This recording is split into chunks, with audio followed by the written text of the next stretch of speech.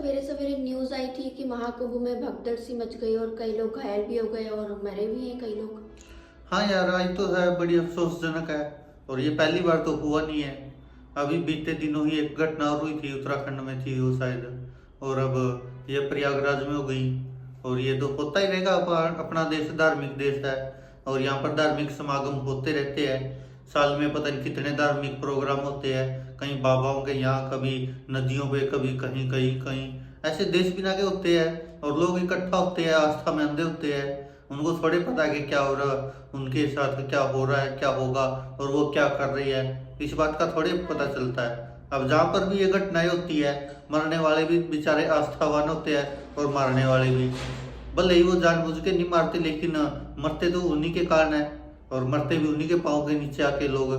अभी जो ये महाकुंभ में घटना हुई है, अभी बताया तो जा रहा है कि यही के 15-20 लोगों की मौत हुई है, लेकिन ये आंकड़ा बहुत आगे तक जाएगा और शायद इसको सरकार आगे आने भी ना दे मीडिया वगैरह में, क्योंकि टीवी चैनल वगैरह सब पे कब्जा किया हुआ सरकार ने। और लग नहीं रहा कि पूरी सच्चाई आ पाएगी कि कितने लोग मरे हैं, कितने घायल हुए हैं।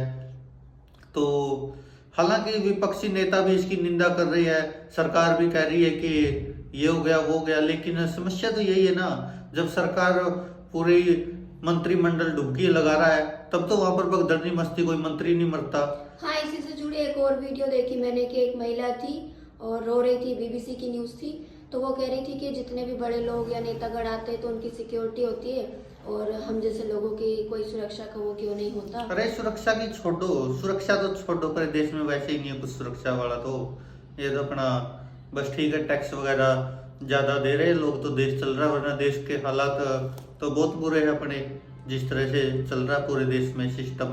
और रही बात वीआईपी कल्चर की, तो ये तो शुरू से ही चलता आ रहा है। कोई ये तो है नहीं कि पहली बार ही हो रहा है। कोई भी धार्मिक स्थान है वहां पर वीआईपीओ के लिए तो अलग से होती है व्यवस्था। और महाकुंभ में भी ये जो घटनाएं हुई है, शायद उसका कारण भी यही है, क्योंकि कोई भी वीआईपी आता है तो उसके बाद सारे लोगों को रोक दिया जाता है, एकदम लोग इकट्ठा हो जाते हैं वहां पे। और फिर वो वीआईपी अपना जो भी फॉर्मेलिटी वगैरह होती है, स्नान वगैरह करके चले जाते हैं, उसके बाद उनको फिर एकदम से छोड़ते हैं। तो ये भगदड़ तो ये मैं तो सोच रहा था कि अब तक चलो ये तो शुक्र है कि इतने दिन बाद हुई है, वरना मेरा तो अंदाजा था कि तीसरे या चौथे दिन ऐसी घटना सामने आ जाएगी। चलो ये लेट आई है फिर भी, और उम्मीद है कि अभी भी ठीक ठाक ये महाकुंभ वाला सिस्टम हो जाए तो भी अच्छी बात है।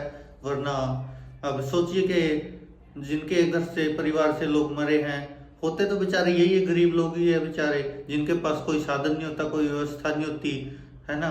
तो वही लोग ज्यादा आस्थावान होते हैं और वही लोग बेचारे मरते भी है। किसी भी धार्मिक प्रोग्राम में देख लो, कहीं पर भी कोई बाबा के यहाँ प्रोग्राम है, वो भोले बाबा का जो हुआ था यूपी में, उसमें भी मरने वाले कौन थे? यही थे बेचारे 5 किलो अनाज पर जीने वाले। और अभी भी जो महाकुंभ में मरे वो कौन है? वो भी वही है, 5 किलो अनाज पर जीने वाले। और जो अन्य जगहों पर भी, जब भी धार्मिक जगह होती है वहां पर भी जो मरते वो भी वही होते हैं, बेचारे आस्था में अंधे होते हैं। उनको लगता है कि ओहो हम तो पीछे रह गए, हमारे कर्म कौन काटेगा अगर हम जल्दी से वहां जाकर नहीं नहाए तो। यही समस्या है ना, क्योंकि दिमाग में ऐसी चीजें भर दी जाती है। सारा दिन 24 घंटे टीवी चैनलों पर ये चलता है, ऐसे लगता है कि महाकुंभ तो ऐसा आया कि अगर इसमें नहाए ही नहीं तो कर्म कटेंगे ही नहीं। समस्या ये है ना। अब इसीलिए शायद देश में ज्यादा पाप होते हैं। सबको पता है कि हाँ एक बार स्नान करेंगे और पाप धुल जाएंगे हमारे, है ना। यही तो पैदा कर रखा है और इसी का कारण है ये। और जो ये महाकुंभ में हो रहा है ये सब भी वीआईपीओ के कारण हो रहा है।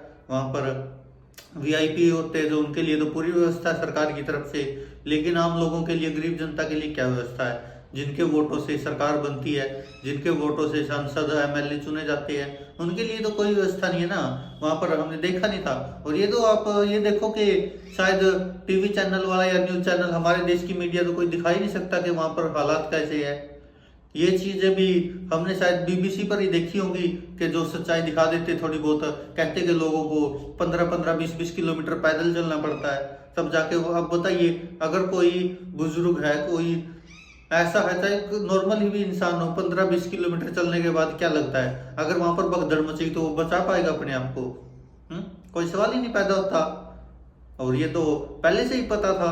और अब इसकी देखो सरकार भी जिम्मेदारी नहीं लेगी, ना कोई टीवी चैनल ये सरकार पर सवाल उठाएगा कि व्यवस्था क्यों नहीं की, सबके सब क्या कहेंगे, हाँ वो तो बस स्वर्ग सिधार गए, मुक्ति हो गई उनकी, तो महाकुंभ में नहा लिए हैं। लेकिन ये नहीं देखते कि उनकी जान कैसे निकली होगी हैं। जब वो बगदड़िए सीन आए थे ना सामने, जब लोग वहां से हटे उसके बाद नीचे देखा कैसे बेचारे मक्खी मच्छरों की तरह पड़े हुए थे लोग। और लोग ये कह रहे कि मीडिया में आ रही खबरें 15-20 मरे हैं, बहुत ज्यादा मरे होंगे, लेकिन दिखाएंगे थोड़े, सरकार की बदनामी होगी हैं। अगर भाजपा की सरकार नहीं होती वहां पर और किसी की होती तो देखते फिर क्या क्या खबरें आती।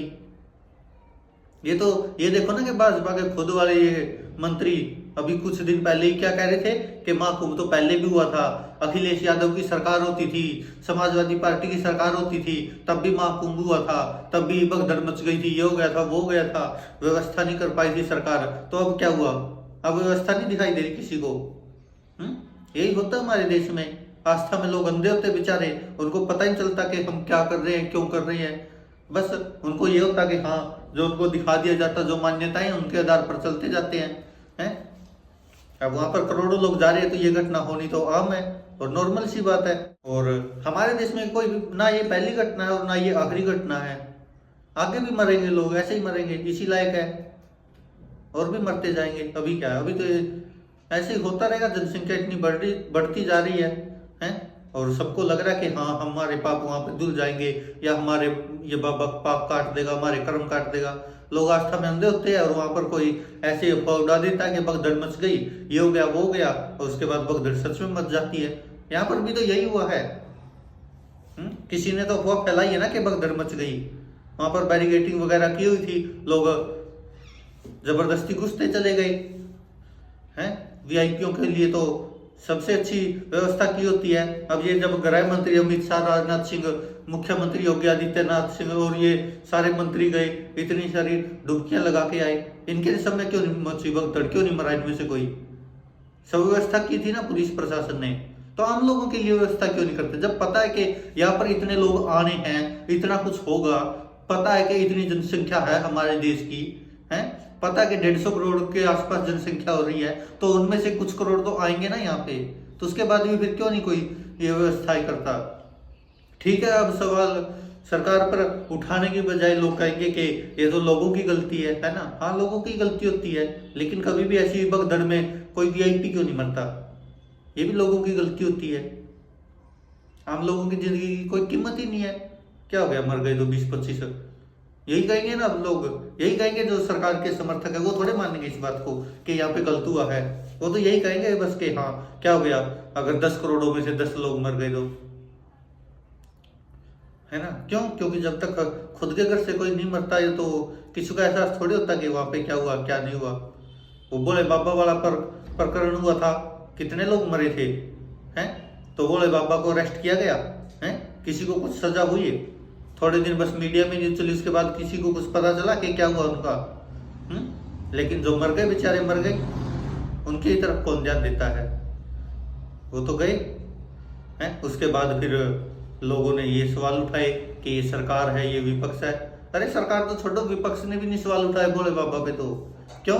पता था कि इसके पीछे वोट बैंक है। हमारे देश में यही राजनीति होती है, जिस बाबा के पीछे वोट बैंक है वो सरकार के हिसाब से चलता है। बस सरकार की हाँ में हाँ करता रहे, सरकार कहेगी एजेंडा ये चलाना तो वो एजेंडा चलाता रहे, सरकार उसकी सब कुछ करती उसके लिए। हमारे देश में यही तो होता है, सरकार को वोट चाहिए, बाबा को अपने जो भी कांड करने होते हैं वो करके आज़ादी चाहिए होती है। वो होता रहेगा और आगे भी होता रहेगा। हमारे देश की तो यही परंपरा है ना।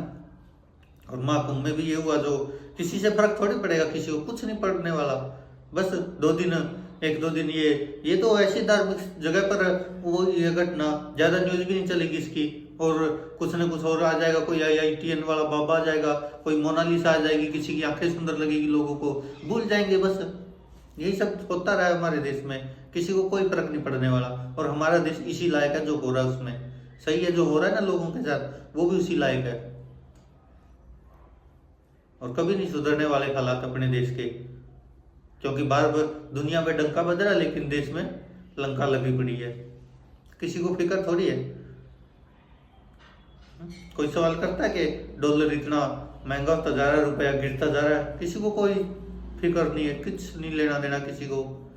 हमारा तो विपक्षी काम का नहीं है, और तो छोड़ो परे, सरकार तो करेगी क्या। इसीलिए तो कहते हैं भाजपा विपक्ष में थी ना तो सही था। जब सिलेंडर 50 रुपए भी बढ़ता था तो भाजपा वाले नंगे होकर सड़कों पे आ जाते थे। लेकिन हमारा अब का विपक्ष कुछ काम का है? कुछ नहीं है, इनको कुछ लेना देना ही नहीं है। क्यों? इन्होंने विपक्ष देखा ही नहीं था कि कैसा होता है। इनको सरकार मिली हुई थी जब से, है ना, विपक्ष में कभी बैठ के देखा ही नहीं था। अब बैठना पड़ रहा है तो इनको लग रहा है कि हम क्यों करें ये सब। किसी मुद्दे को उठाना ही नहीं आता विपक्ष को, ऐसा कामचोर विपक्ष है। सरकार तो चलो है ही ऐसी, उसका तो कहना ही क्या। और यही सबसे बड़ी समस्या है। अभी भी कोई सवाल थोड़ी उठाएगा इन चीजों पर, नहीं उठाएगा कोई। भोले बाबा पर उठाया था किसी ने सवाल? किसी पार्टी की हिम्मत हुई थी कुछ बोलने की? नहीं। तब भी बस आप पुलिस प्रशासन पर सवाल उठा दिए। अरे पुलिस प्रशासन वही करता है जो सरकार चाहती है।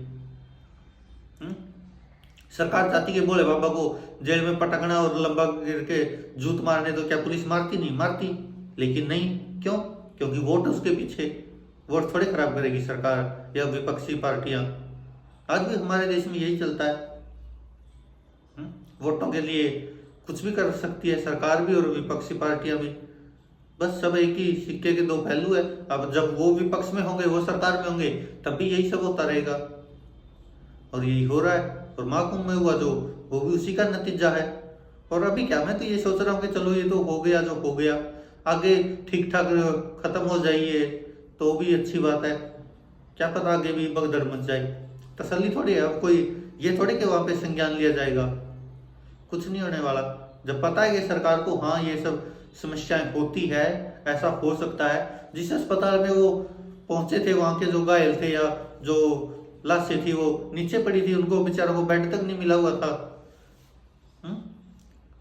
बीबीसी ने वो फोटो डाल रखे थे 2-4, जहाँ पर वो नीचे ही पड़ी लाशें अस्पतालों में। ये तो तैयारियां थी। जब पता है कि हाँ यहाँ पर इतने लोग हैं, प्रयागराज में करोड़ों की संख्या में लोग आ रहे हैं, 2-4 करोड़ लोग हैं वहां पर, तो कभी भी कोई हादसा हो सकता है। तो कम से कम ऐसी चीजों को तो तैयार रखना चाहिए। अस्पताल है, एम्बुलेंस है, फायर ब्रिगेड है, ऐसी चीजों की तो सुविधा होनी चाहिए ना। लेकिन नहीं, जब तक कुछ होगा नहीं तब तक कुछ थोड़े करेगी।